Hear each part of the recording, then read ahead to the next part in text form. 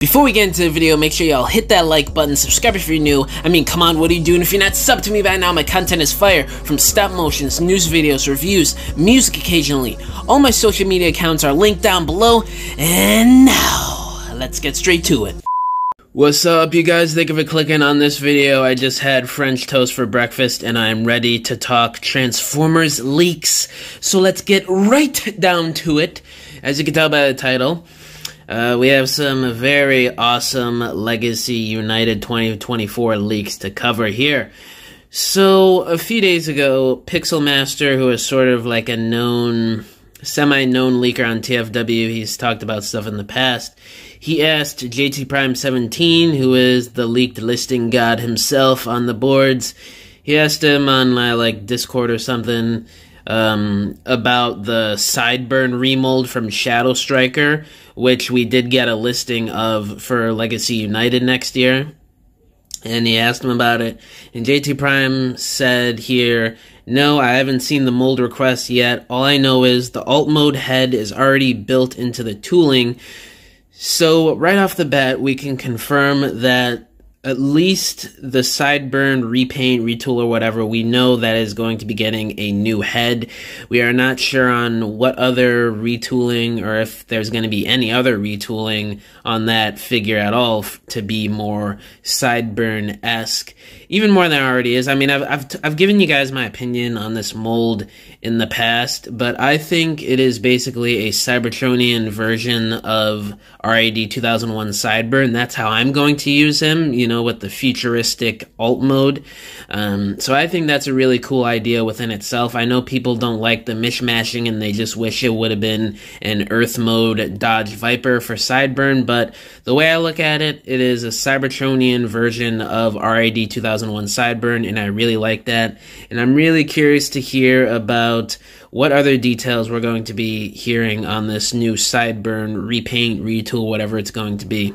And woo boy, we have our first images of Legacy United Wave 1 Bumblebee, who will also be officially revealed less than a week from now during PulseCon, so it's pretty crazy that this leaked only a few days before that event. But we got some images of animated Bumblebee, the boy himself, the rowdy little man of the group. Little boy, I should say, actually. He looks pretty cool. These are new images from an eBay listing. Geez, there's already 4 bids, and the bidding war ends in 4 days. Already at $67. Absolutely insane. I'm not in that bidding at all. Definitely not. But there's some new images here, and then there's images from somebody on Reddit that I'll show here too. But he looks good. I don't know. I'm a little conflicted on this. I'm sure you guys have heard some of my other opinions on the G1ified animated and Prime figures we've been getting the past year and a half. But it looks, I don't know, I'm just a little conflicted on this. So for starters, I don't like all the clear plastic hinges on his chest. I didn't like it with Prowl, and I definitely don't like it here at all still. You know, for characters that are supposed to be from a super cartoony and stylized show, why are they putting clear plastic parts on these things for the windshields? I mean, I know they did it in the original toy line, but it wasn't as, I don't know, it wasn't as realistic looking as what they're doing with it here. But I would just do away with the clear plastic altogether. And his feet. Now, Pixel Master did say that the feet were a bit mistransformed, and there's bumpers at the end that you're supposed to flip out to make it look more like the front of the car as his feet. But still, why didn't they just use the actual front of the car instead of making faux parts? That's just extra engineering that they didn't need to do. And the front of the car is right there behind his feet as his heels. It should be the other way around. I don't know why they did this. It's very weird and really inaccurate to the classic design cues of animated Bumblebee. I just don't understand why they would do that. And now, onto the shoulders. I've seen people talking about how weird these look. It looks like the hinge outwards for the shoulders is on the inside of the body, the upper body. I don't know why they would do that. And the and then the inside of the shoulder is on a rotating hinge joint rather than an outwards joint that we would usually get. So I don't know, this is another one of those figures from the past couple years where Hasbro adds this weird shoulder joint for the articulation that doesn't really look too good. I mean, they did it with Kingdom Rat Trap, Shadow Striker, Tarn, Studio Series 86 Hot Rod, and now this Bumblebee figure sort of has weird looking shoulder articulation too. I don't know, it might not be as bad, but and the arms, they look a little weird too, just being attached to the wheels like that, but it is a bit mistransformed in the picture I'm looking at. It kind of looks better in the eBay listing because you could flip the wheel wells around so that gap is covered more, but I don't know, it still looks a bit odd. In the head sculpt, it looks good, but the way they did it, he doesn't look as youthful as he used to be, and that's like the whole part of his character. He's like this immature, teenage, early 20s type Autobot that, you know, just likes to hang around Sorry, and you still get that vibe because it still has the smiling face like the original Deluxe had and what he did in the show a bunch of times, but I don't know, just something about his head not being as round as it used to be. It sort of takes that youthfulness away from his head a little bit to me. I don't know what it is, but I'm just not feeling that too much. The back of him, what can you expect with Deluxe class figures these days? It's the back. Not really a whole lot going on there. A little bit of a backpack, a little bit of hollow back legs, pretty much what you'd expect. Now, for the weapons, I heard people who got this figure in hand don't like his accessories, and they look okay. They don't seem to be much of an improvement over his original boosters and stingers, but they do look decent. The silver paint and the blue translucent plastic on the weapon for the stingers is nice, and the fact that they can combine is a nice touch to the original cartoon and what he did there.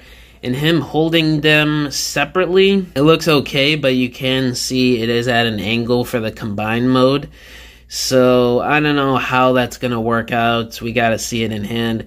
I don't know, it's kind of crazy that the original Deluxe, you could have him holding the separate stingers and it looks just fine, but on a new Deluxe, almost 20 years later, it's a bit of a step backwards. So yeah, that's kind of weird. And you could plug the jet boosters. First off, I just want to talk about the color. It is even worse than the original Deluxe in terms of the color scheme that they chose. It's just casted in clear, like, black, clear plastic. Like, I don't know what the hell they were thinking with this. They couldn't even add, like, yellow paint on some areas or silver paint, sort of like how it was in the cartoon. The boosters in the cartoon were yellow with black lines on them, if I remember correctly, so I don't know why they couldn't just paint it yellow with some black on there. I mean, that doesn't seem too hard to do, but you know how it is these days with the paint budgets. You know, they gotta skimp out somewhere, and they chose the boosters, and it does not look too good at all. I mean, you know, I've never seen clear boosters before. It just looks weird. I don't like that at all. I much prefer the original boosters. Even though the color scheme on the original ones was still inaccurate, they still painted it. They painted it silver, and it was the same translucent plastic as the stingers. And that looked way better. You can plug them on the vehicle, like in the show, and you can plug them on the back of them, like in the show, pretty much. And the vehicle mode looks pretty good. You got the Autobot logo on there. It looks like animated Bumblebee, but again, that clear plastic is horrid. But from what I can tell from this angle of the image, there's not as much robot junk up in there, so it doesn't look too awful, but still, it doesn't look the greatest either. But out of the two modes, I do gotta say the vehicle mode looks the best in terms of a chuggified animated figure. But again, the robot mode is decent. I'm just a little conflicted on it right now. He doesn't have wrist swivel, which sucks. It seems like less and less Deluxes these days have wrist swivel, so I don't know what's going on with that. He has the waist. He has a good ball-jointed head. Looks like he'll have ankle pivot. So it looks like the articulation is all right. But, yeah, I don't want to ramble on too much longer. maybe he'll grow on me like the animated Prowl figure did. I don't know, I'm just a little conflicted on how I feel about this right now. I gotta see a review and more images and stuff. So, I don't know if I'm gonna get this just yet. I gotta see how Optimus looks. But, yeah, let me know down in the comments below. What do you guys think about this animated Bumblebee figure so far? Will you be getting it when he drops? And what do you guys think about the Sideburn retool coming out next year? Do you think there will be any new tooling on Sideburn besides a new head, or do you think there won't be? And, yeah, thank you guys for watching this video. I'll catch y'all next one. Bye!